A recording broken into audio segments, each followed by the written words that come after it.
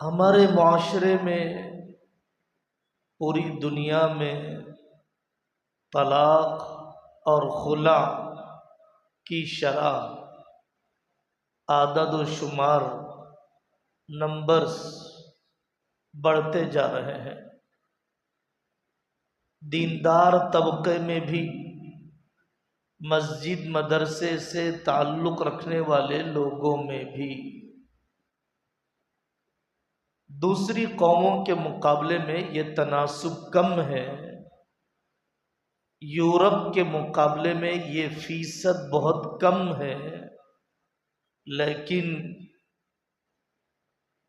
तलाक और खुला के सिलसिले में पाई जाने वाली सूरत हाल बहुत तशवीशनाक है, इंतहाई तकलीफदेह है, संजीदा गौर और तलब को चाहती है। संजीदा गौर को तलब करती है कि क्या वजूहात है,